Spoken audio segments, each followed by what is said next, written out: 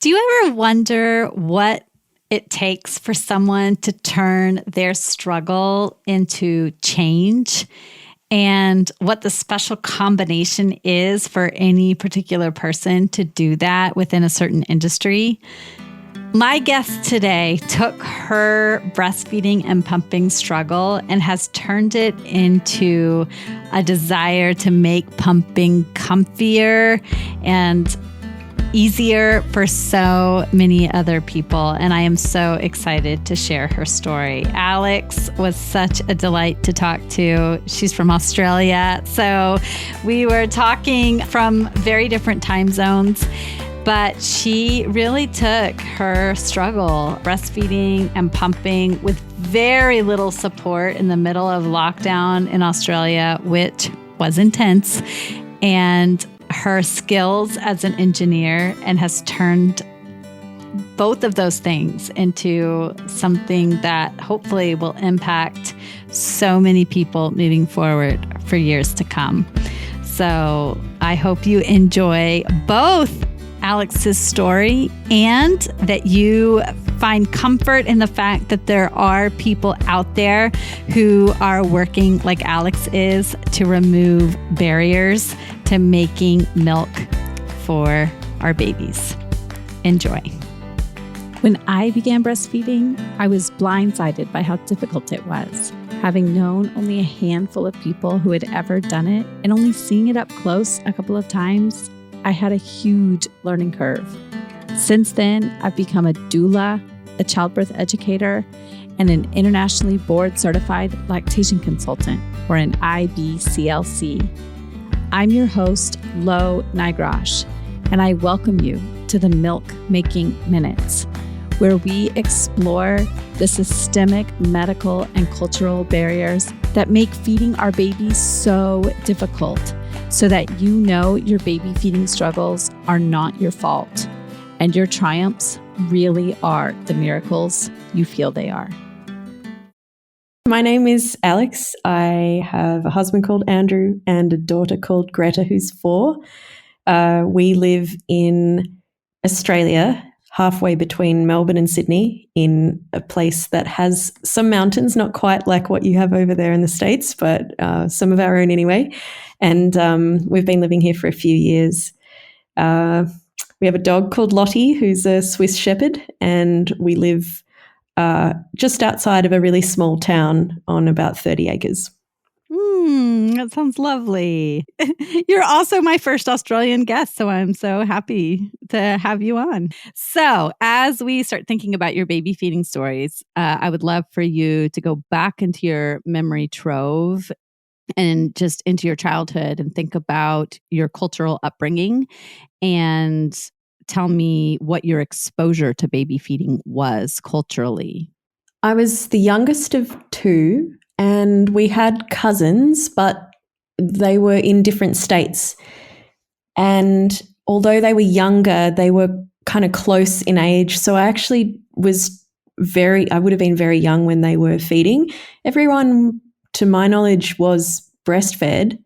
And then after that, I really didn't have much contact with kids or babies at all. And in fact, I wasn't even really convinced I wanted children of my own, probably because of that. And then, I hit sort of 35 and found the right fellow and thought, okay, well, we can do this. But and so then growing up, like if you're walking around, or even present day, if you're walking around and you see families in shops, in restaurants, in cafes, will you see people openly breastfeeding? Yeah, I don't think I gave it a second thought before. I just thought it was part of having a family, but it wasn't like something that I had any particular feeling towards or against. And I think I was quite oblivious to how someone might feel when they're in that situation and all of the challenges and joys that come with it. I'm an engineer. That might give a bit more sort of background for people. So in my workplaces, if somebody has children, it's usually not them having the baby. And in that profession in particular, it's usually not them staying at home either. Like they might go home for a few weeks for parental leave, but they come back and nothing really changes. The women in that profession, the ones who keep going, this is because of like structural sexism, but the ones who keep going either, don't have kids or they are the primary breadwinner. And so they've got all the support at home. I don't know. I just was never really exposed to it until I had my own baby, which was like quite a massive shock, and may explain, what actually happened in the end. Yeah. Yeah. So then go ahead and get into it. Tell me about your baby feeding experience. And then if I have any questions, I'll pop in and ask. My daughter's now 4 years old, so I've had a bit of time to kind of reflect on it. And I think one of the things that has struck me about the feeding experience is that it is kind of like a catch-all point that takes all of your emotions from the whole fertility journey, right? It is kind of can feel like this sign of how good of a mother you are and how successful you've been as a mother. So it just felt like it brought all of this other, all of these emotions up. And the reason I had all these emotions is because before Greta, I'd had a pregnancy before that ended in a stillbirth at 22 weeks. And so I had a very traumatic start having a baby. And then when I finally did have one after a pretty stressful pregnancy, then I sort of felt like, okay, I've got breastfeeding now. I'm just going to go for it. It's going to be fine. This is going to be great. And that's not what happened. So I had an emergency C-section. They did get the baby onto my chest quite quickly, but it took a while for my milk to come in, which I think sounds like in retrospect that's normal, but it seemed like panic stations where I was, and I ended up getting on a pump. The pump wasn't sized well for me. I had a sort of overzealous person do a breast massage, which has since left me with calcifications in the breast. So it damaged my breast tissue quite badly. So I was really bruised. My daughter wasn't latching super well. I was really stressed. And then on top of all of this, we have, I sort of had the impression that formula was the devil. And I know that breast milk is ideal, but in that case, she was losing weight. There were, all of these things were happening. It was just sort of spiraling into this situation where I wanted to give formula I didn't want to give formula. I felt like that would be a terrible, terrible thing to do, but she was starting to get lethargic. So on day 10, coming home from hospital, it was mid-December, which in Australia is really hot. So it's like 40 degrees Celsius that day. I have to calculate that in Fahrenheit, but it's very, That's very in the 90s, I believe. Yeah, very, very hot. And she was sleeping a lot, and we were just getting really worried. And this is after sort of pumping and feeding and squirting milk into her mouth and using nipple shields and syringe feeding, like all of these things, and recovering from a C-section at the same time. We went into the doctor and just said, I don't know what's going on here. And he said, get straight to hospital. And so we ended up back in hospital at the kids this time, the children's hospital. They were fantastic. They gave her a bit of formula to get her, alive. And then I lucked on to the most fabulous lactation consultant who helped me figure out how to get her feeding well.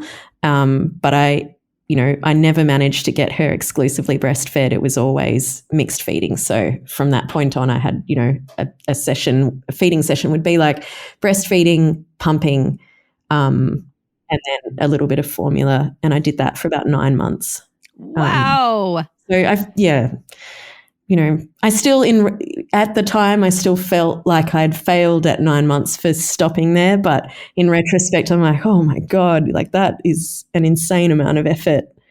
I did really well. I'm really proud of what I did. But yes, you should be. It felt so awful. I just felt like I'd really messed it up. And I think, looking back, I've got this bubbly, clever, weird 4-year-old girl who had some breast milk and had a bit of everything, and she's doing great. But at the time, I think there was so much wrapped up in it that it didn't feel like that at all.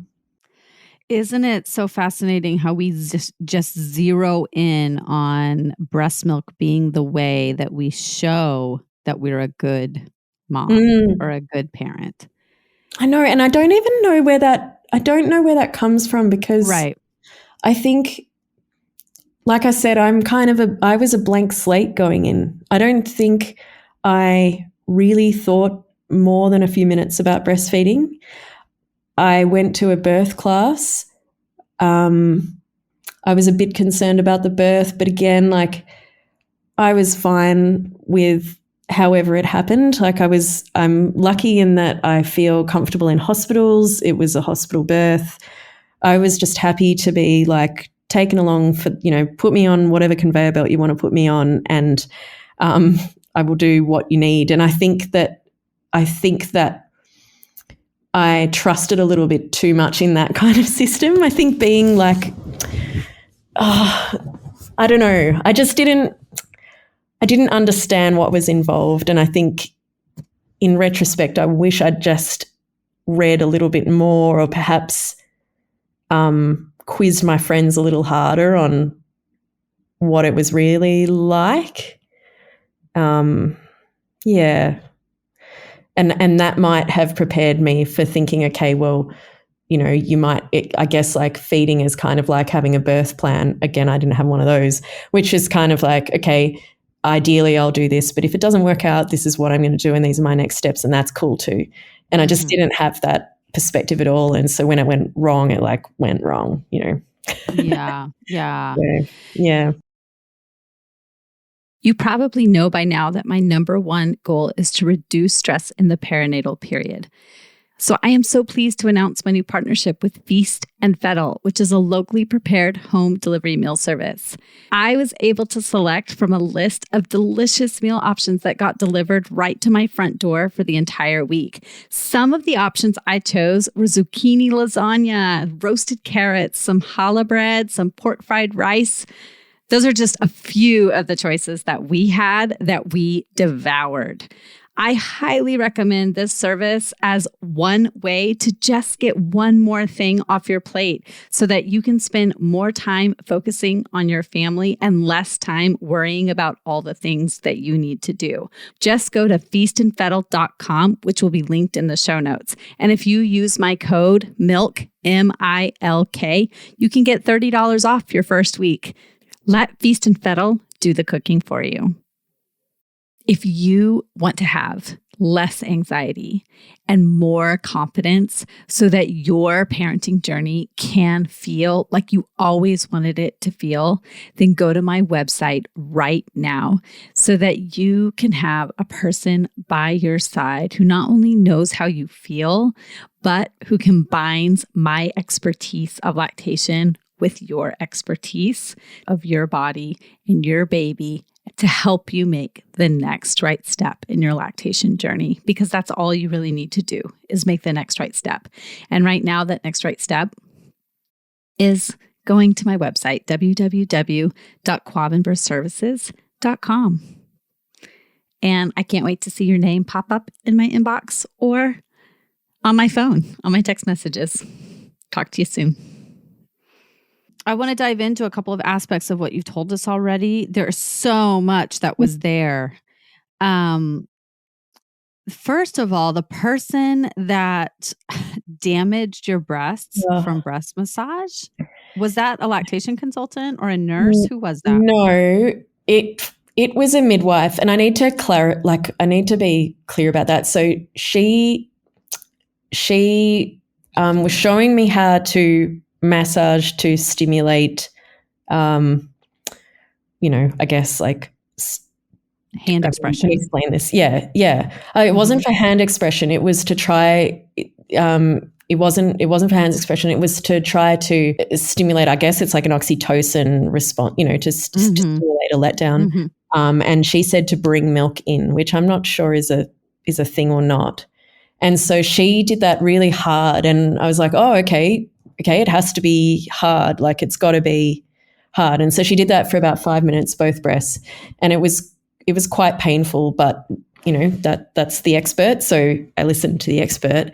And so then I kept doing that every feed session as instructed until the next midwife came in and she was like, you did what? No.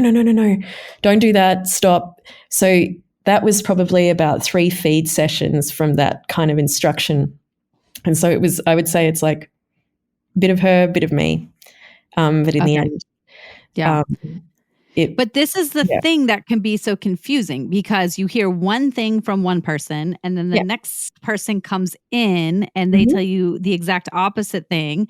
And then you don't, both of them are experts. You trust both of them and you don't ever know who to fully trust. Yeah. And I hear this. I work in a hospital 2 days a month just so I can understand what's going on in the hospital system as an IBCLC and to try to help the system in some way and from my private practice clients. And they'll tell me, I heard 10 different things from 10 different people. It can be really disorienting. And also, I have I am also very reluctant to, go against the advice or what I think is evidence. So if I just kind of assumed that everything I was being told was evidence-based, I didn't really question it. And since, I've been doing, I'm a certified lactation counselor now. I just did that to try to learn, try to understand at least the landscape. So what is best practice? Where are the complicated things? Where is there evidence? Where is there not really actually much evidence at all? And I think the thing that blew me away after doing that, coming from the field that I'm in, is how little funding there is for research to develop that body of evidence, to build the guidelines, to then educate the care providers to provide us with consistent advice. And I don't think it's reasonable for midwives or doctors or even IBCLCs to have it all on them to be consistent with each other if they're building on, they just don't have that evidence to say something with confidence. And so I think it's just been so striking to me to look at these different disciplines and be like, there's no way in the world of engineering would you ever make a decision that critical about someone's life without having not just one paper, like hundreds. Right. I know. Like, and sometimes the studies are with like 30 participants. Yeah. They're not like thousands and thousands of participants. No. Oh no, I just mean like the way science works, right? It's like one person does one paper and someone else from some other university does another paper. They disagree, they fight it out, maybe for a decade, and then slowly the community comes to realize what they think maybe the answer is with a little bit of certainty. Like that's how science works. And I think that, and the power of it is that over time with volume, you start to draw out some patterns that you can be reasonably confident in. And I think, I know that my language is really annoying and vague. And I think that's where in public discourse and in the media, especially in social media, we get stuck because when people, I know you must have this, people are like, how do I increase my milk supply? And you're like, well, tell me a little bit more about like why you want to do that. You kind of want to understand the context, and then you've got to weigh up a whole lot of things. And you might say, you might find yourself saying things like, well, this could help, but it might not. And like it might, work in conjunction with it. Like it just gets really vague, and people don't want to consume information like that. And so you end up having to come up with these like snippets. And anyway, so I totally understand why it's conflicting. It's a very long way of saying I understand why we're in that position as the consumer. But gosh, it's hard. And it has this like real tangible outcome, which is, bad for a lot of people, unless they're like trained in that area, I guess, themselves. I don't know. I think lactation care is part science, part art. And what we are trying to do, what I try to do in my practice, is help people to be the expert of their own body and of their baby. So if we can help people to tune in to their babies as the primary indicator of what's happening between their in their breastfeeding or chest feeding or body feeding journey, then that's where they're going to get most of their information. So if somebody asks me a question, like I got multiple questions this weekend about pacifier use. Well, there are some studies about pacifier use. But when somebody asks me as a lactation professional, hey, the nurses are giving my baby a pacifier, is it okay if I use it? I don't say yes and I don't say no. I say, well, first of all, you're the parent, so you get to make that decision. Secondly, here's what we know, here's what we don't know. Here are the benefits of pacifier use. Here are the things that we worry about with pacifier use. And so in the end, here's the things you want to look out for when using a pacifier. And here are the things that it might benefit your baby for. So in the end, you get to make that decision. And so when you word it like that, then the parents are armed with information. They feel like they are empowered to make that call for themselves. And then I'll say, but you can go on such and such site, and do some reading for yourself if you want to read the studies and decide for yourself whether or not you want your newborn to have a pacifier. And I'll say something like, look, if your newborn is in the car and they're screaming and there's, even if they are hungry, you cannot offer them a breast, like that might be a great time for a pacifier. But if they're at home and they're screaming and you offer them the breast and they have fed and they're still screaming and you are tired and your mental health is suffering, that might be a good time for a pacifier use. So it's about tuning into your baby, and there's no hard and fast rules. But sometimes, we get into this position where we are giving people hard and fast rules where there aren't any, because we are dealing with brand new human beings who cannot tell us exactly what they're feeling and thinking. And so we, as their parents, are trying to get to know them and learn what their needs are. And so we should be empowering parents to be the people who spend 24 hours a day with them and know them better than anyone else. Yeah. I mean, that's so well said. There's so many things in there that make so much sense. Like the first one is by sharing the kind of full gamut or the full range of views there for the parent. Like you said, that's so calming, because like straight away you've kind of like painted the landscape. You're like, yep, some people think this, some people think that.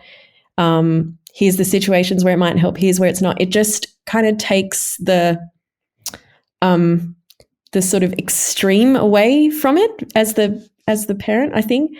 And then the second really big thing that I know I really had to learn was that there is no answer that's written down anywhere. And actually, like you said, learning your baby is kind of the best thing that you can do. Right. Yeah. And that can feel, I'm sure it's not like that for everyone, but for me, that was a huge thing. Yeah. Learning to trust that there wasn't like an evidence-based answer for this, or like I couldn't, my first response to all of this was get onto Google Scholar, find the research, read it, and I was sort of trawling through all of that, and I'm like, I can't figure out what's the answer here. And it took a while for me to figure out like there wasn't an answer, Alex. This is like, you just got to write it out. And so, I mean, I'm sure not everyone's like that, but that's certainly what it felt like for me. I was just really looking for an expert, and I kind of missed that expert probably was me. Right. Yeah. Like you're the person who's going to know whether or not your baby needs to be supplemented. Yeah. If you spend enough time paying attention to your baby's hunger cues. Yeah. But I probably didn't.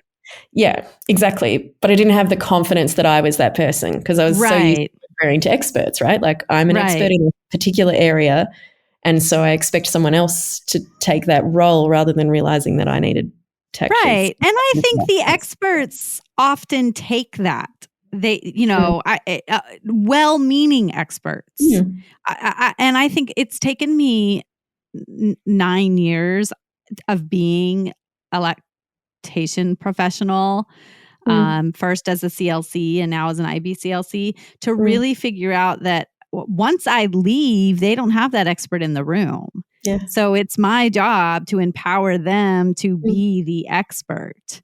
So it's more psychology than anything else, isn't it? Yeah. Right. Exactly. Yeah. So even like, you know, first of all, I try very hard, like the example you give of the breast massage. I try very hard not to touch people. Like, I know she wasn't doing hand expression, but I do teach a lot of hand expression with clients. I try very hard not to touch them myself, but sometimes they're just not quite getting it. And I'll say, would you like me to do it for you so you can see how it feels? And I'll say, you can tell me no, because I know some people don't like to have their breasts touched. But if you would like to feel the pressure that I'm using, then you can. Yeah. And then I can show you for a second. Sometimes they'll say yes, sometimes they'll say no. But if they say yes, I'll say, now listen, I know what pressure feels good on me, but pain hormones interfere with milk releasing hormones. So if it hurts, I'm not using the right pressure on your body, and you need to tell me. Yeah. So as I'm doing it, I'll say, are you feeling any pain? Because it should not be painful. So those are the types of questions that as providers, we should be asking people, because sometimes we make assumptions based on what we know feels good on our bodies, but our body is not the person's body that we are working with. It's a different body. Yeah, exactly. Yeah, exactly right. So, and she was, that provider was not, she was well-meaning. I am sure of it, but you have a different body. Yeah, I do. And it has this sort of long-term effect, right? Where I got to get breast scans all the time now, and because I've got these lumps, so you got to be on top of it. But that's such an interesting part of your story. And then I wanted to know, you said it was at day 10 that you went to the pediatrician, and the pediatrician said go straight to the hospital. Or the GP. The family doctor. Yep. The family doctor. Okay. So was it? How long had you been home?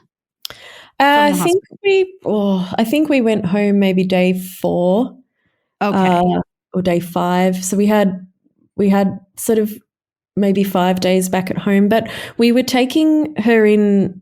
I know we took her in to get weighed at least once in that time, back to the same hospital. There was a lactation consultant in that hospital, so we went back to that clinic and had her weighed. And the advice, was like, keep pumping, keep feeding. Don't get on the formula. And why were they telling you not to use formula? I think at the time they just said that it would jeopardize your breastfeeding. And if you want your baby to be breastfed, which I did, then you shouldn't be putting her on formula. You need to kind of, teach your body to make more milk. And so if you're replacing your milk with formula, then your body's not going to make more, supply demand kind of thing. So that was the reason. If I had my time again, maybe I might have looked at expressing colostrum before. I certainly would have given her some formula just to tide her over for a little bit, and then probably got on the pump and fed a bit more.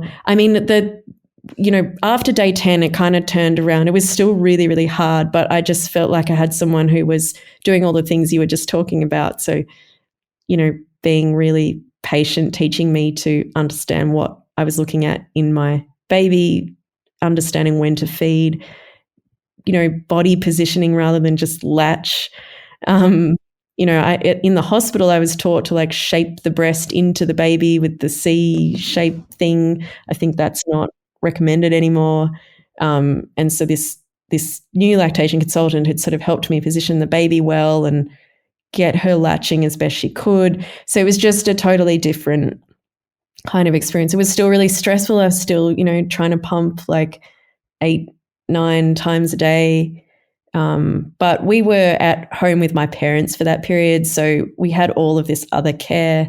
My husband was off work. So he was, washing bottles and settling and, doing, at night he'd like cover one of my feeds so that I could get some sleep. So it wasn't all awful. We had a lot of support, but, and that's probably the only way I managed to make it to 9 months. But yeah, it was pretty hard. I went back through, I had this notebook, and I'd written down all of the times and feeds and everything. And I was looking back through that the other week and I was like, oh man, that mental space where you're just clinging on to anything. And I think, writing numbers down and looking at patterns, like that's what makes me feel comfortable. That's what's made me feel comfortable my whole life. That's what, my profession is. And I've always been into maths and stuff like that. So, one person might listen to music or listen to a podcast or something that's like my safe space. And, but so it kind of makes more sense if you know me. But, I was looking through that and I was like, oh, this is just, you on edge. Like, this is not like a comfortable, relaxed mother. This is like, recording things. So I think that notebook probably lasted about a month. And then I kind of had this realization that it wasn't going to help tracking milliliters and that whatever would be. And I'll get some breast milk into her and some is better than none, if that's what you want to do. And we kind of just went from there. Okay. And did you ever figure out, so she was latching, but not for very long, or her milk transfer just wasn't, did she just always seem hungry after latching? Yeah, she was hungry, upset, crying. She'd sort of get on, have a few sucks, and then I don't think she was really getting any milk. I had a couple of times where she got on, would feed well, everything was great. And I sort of thought, oh, this is it. But it just never lasted. So I'm not really sure why. At the start, like day 3, they decided that she had a tongue tie, so that was cut. And yeah, I don't know if that had anything to do with it afterwards. But yeah, she just never quite got the hang of it, or I never quite got the hang of it. And then were you ever in pain? I did have a lot of pain. The pain at the start was from a shallow latch, and then actually feeding was fine once it was all working well, but because I was pumping so much, I had pain from the pump and I had pain just because I was being pumped pretty raw, like every 2 hours. I think even the best fitting pump every 2 hours is not going to be super comfortable because you're just sucking away in a pretty harsh way. Yeah. And what pump were you using? I used all sorts of pumps because I was really trying to kind of get the right fit. I started off on a Medela hospital, like the one they wheel out in the hospital, but the flange size was 24, and then I was recommended up to 27 because they thought I should pull more areola in. Wait, someone told you needed more areola? Yeah. A nurse? An LC, in the first hospital. So, and I remember looking at the thing like, this can't be right. I'm looking at this diagram, like my nipple looks like it's way too small for this, but she was quite sure about it. And so I kept doing that. And I ended up with these like rings of rubbing that was so raw. It rubbed away the pigment. It took ages for the areola to actually look like areola colored skin again. Even after I went to that second LC, and she helped me get like a better size. And yeah, it was a bit nuts. And so yeah, I had the Medela. I mean, it's not the Medela pump that was the issue; it was the flange. And then I had a Spectra. I tried a Medela swing, but it just didn't have enough suction. I couldn't get any milk out at all, even once I had sort of sizing figured out. I don't think I ever actually got a small enough flange size, but by that stage, I was already like solving the problem myself. So I'd bought some hobby silicone and was creating molds, like 3D printed molds, to make like a silicone pad to go over the pump to just make it more comfortable, but also allow a little bit more movement. I felt like, look, I had a lot of time on my hands. I was reading papers about how, like, the mechanics of how babies feed, and I was like quite taken with this idea of the compression that they have. So it's like this, you know, drawing the milk out by actually releasing their mouth rather than compressing it. And I just thought that was so cool. And so I kind of wanted to figure out if I could like hack my pump to do that, because I was like pretty convinced if I could do that, then I might get more milk. Like, I don't know. I was very single-minded at this point. And I had a friend who had a 3D printer and was really good at doing that stuff. And so I was starting to kind of play around with that. And so when I had those cushions or those pads, it was getting much more comfortable, and I had kind of lucked onto a smaller size. I think I ended up with a sort of pad that had a 15 millimeter hole on a 24 mil flange, or a 20 mil flange. So yeah, by the time I got to that, it was totally fine. But yeah, it was definitely a journey to get to that point. Yeah. So I just think that anyone who triple feeds for 9 months deserves an award. I mean, did it come in the mail? Like, no, no, gosh. really, that is a lot. I mean, I had a lot of help. I had an excellent partner who did. It wasn't like I was on my own. And like I said, we were living with my parents, so I don't think I cooked a meal in 9 months. I certainly didn't do any washing. I slept, like fed my baby, and ate what was put in front of me. You know, I basically got taken for walks, like my mother. With a leash? Yeah, pretty much. She's a physio. So she's like, you got to get moving, you know, like, let's go. I'll put the, so she'd like get everything ready and like push me out the door. So I know it sounds like, I think any normal mother, yes, but I wasn't in a normal situation. I was really being cared for. And, you know, like we probably lost that these days, but I had the whole community thing going. So yes, I did manage to achieve something pretty cool, but it was because I didn't have to do all of these other things. So I want to know, you started all this, your pumping situation and your recognition of how poorly designed pumps really are. I don't know if you have read Kimberly Seals Aller's book, The Big Letdown. Have you read that book? No. Okay, you should put it on your list. Yeah. Yep. It's all about all of the forces that have made breastfeeding so difficult for women. And she talks, she has this, it's not an exact quote, but she basically says, we can get people to the moon, yet breast pumps are still basically the same design engineering wise as they were like 20 years ago, you know? Yeah. So we've made some slight improvements, but it's so the same, like, I mean, again, it just comes down to the amount of investment. And exactly. I mean, since like fast forward 4 years, I've since sort of learned a lot about how things are designed and manufactured. So those cushions or those little pads that I was using for myself, I then, you know, designed and manufactured them, you know, into, you know, medical grade facility. And I started working with pumps and learning how these things are made. And I realized a few things. Like the first one is if you're the pump manufacturer and you have to choose which flange size, even if you know what nipple sizes are, if you send out every pump with a flange size that's 15 mils, then it's going to really cause a lot of pain for someone who's 20 mils wide, right?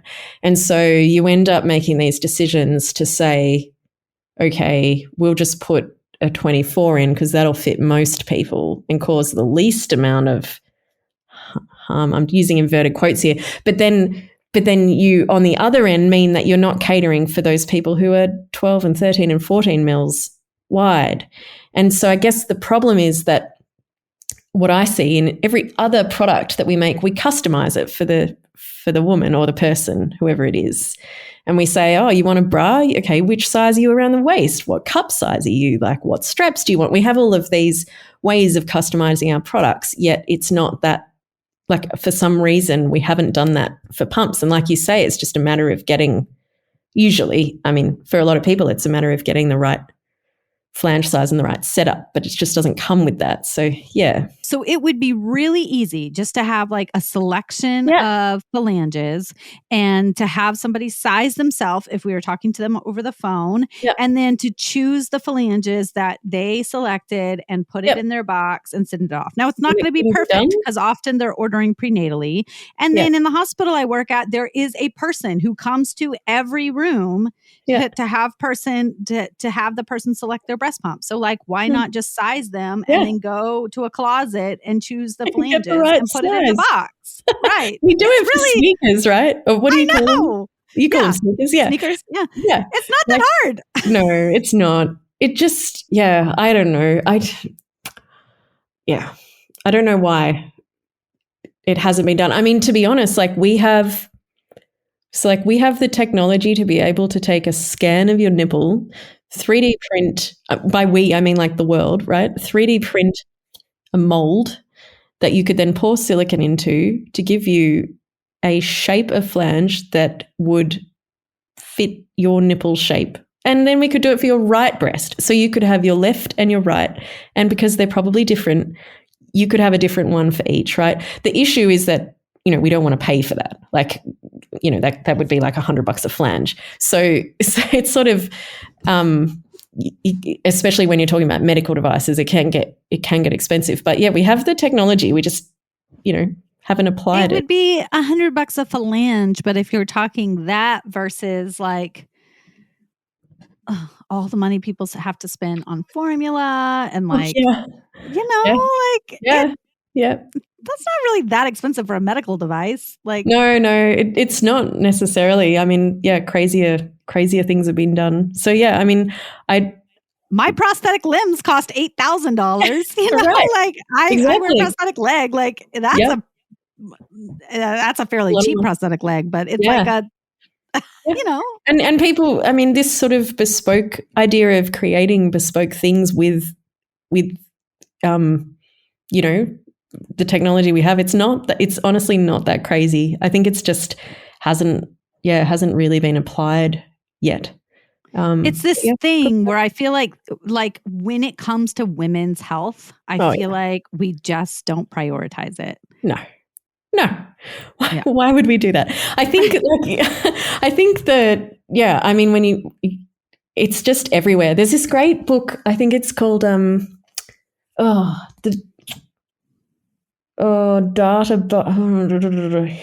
I have to get it. The Invisible Woman. Okay, and it's about this bias of research and data that we choose to invest in creating or collecting that then negatively affects women's experience. It means that, for example, crash test dummies, so cars and their safety is designed around, a standard. You got to choose something, so they choose a, standard male. But it means that women are now, are more likely to die in a car accident if they get into one, and they're more likely to be severely injured. There's other things like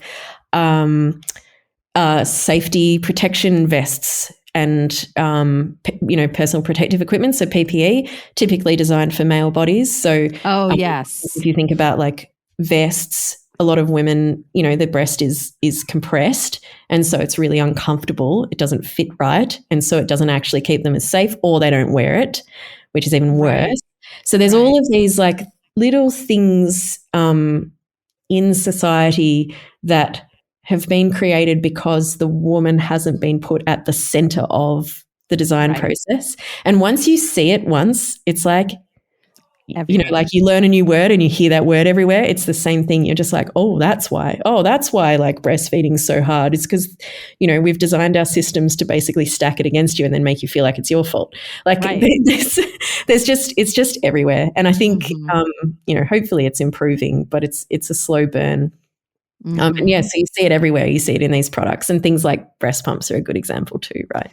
Yeah. How do we, like when we look at even just the basic thing of, okay, what is the normal, or not normal, it's the wrong word to use, but what's a like average size of a nipple, or the range, the distribution of nipple sizes? So you would think that there would be some public database collected with some research done on it, but there isn't. When you go to look at nipple research, there's more on creating the ideal nipple shape for oh my God. attractiveness. I'm not kidding. Like, it would be funny if it wasn't so awful. So for attractiveness, than there is on the actual nipple shape of and I say female because it's like biologically female body. Right. And let alone a lactating nipple, right? So we know that nipple shape changes, but we only know that, we only know that from what you've seen, but which is true. I'm not saying that it isn't, but I'm just saying that there's not like a body of data about that with which to make decisions. And so, there's also like a disturbing amount of research into how to identify the female nipple so that it can be taken down from social media. Like, honestly, more invested in that than in just like the shape of the nipple. There is research, obviously, on the breastfeeding nipple, but it's just not on that anatomy or that size or anything like that. It's pretty upsetting, actually, when you look at it. Oh my God. Yeah, sorry. Yeah. Okay. Yeah. So then tell me how what you do about it. Yeah, tell me what you're doing about this. Please tell me you are changing something about this. I'm trying to. So in a few months, we are going to be, we're having a campaign. We're calling it the Uncomfortable Feed. And it is a call out for people to self-measure, to measure themselves and share their measurements into a database that we will build to try to build kind of an encyclopedia of nipple shapes and types and sizes. And so we're hoping from that data, we will be able to provide something back to the community to say, okay, here's what we see. And we're hoping to get a lot of responses, and that way we'll be able to kind of contribute our bit back. So that's happening in a few months. So I'll definitely update you on that. But yeah, aside from kind of crowdsourcing it yourself and just having, women do it ourselves, I guess it's like, get into power, funnel some cash into the area of women's health. Like that's all advocate for it. I don't know. Yeah, it's pretty frustrating to see it so overlooked. And it's not just breastfeeding, right? Like it's endometriosis. There's another great example. Women, taking 7 years or whatever to get a diagnosis because your pain isn't like considered to be a real thing, Right, exactly. Anyway, okay. Soapbox. Yeah, no, this is fantastic. So will you let me know when you launch this campaign for people measuring? Okay. And so then you have also you designed Oh yeah. So, I designed these cushions. The cushions it is, okay. So this silicone, okay. And it is called Milkdrop. Milkdrop breast pump cushion, a cushion. Milkdrop breast pump cushion. So it is an insert. It's an insert. It's like an attachment. It stretches over the pump on onto your flange. So it can fit, like if you've got a standard flange, it can fit on top of that, or can fit like a smaller flange. And it just allows your nipple to move a bit more with the pump, and it's quite a lot softer. So it's sort of like it's 10 times softer than the pump. So it's this really squishy thing. And so for some people, they just find it a lot more comfortable. But again, like with a lot of pumping stuff, it's a bit of trial and error. So you know, try it, don't try it. Okay.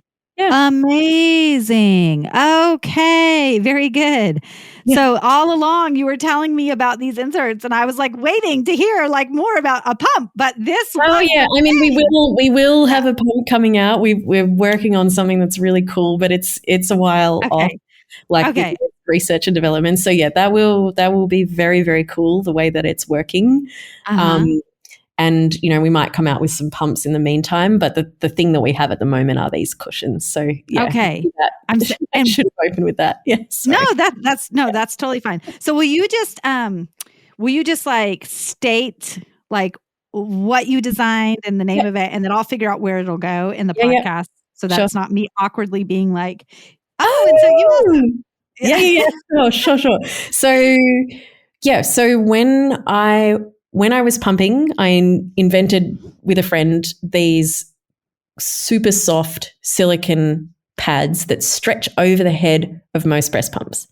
And what they do is allow the nipple to move a little bit more naturally, and they soften the whole sort of experience. And so some people find that a lot more comfortable. And then since then, you know, we've made cushions for different kinds of pumps.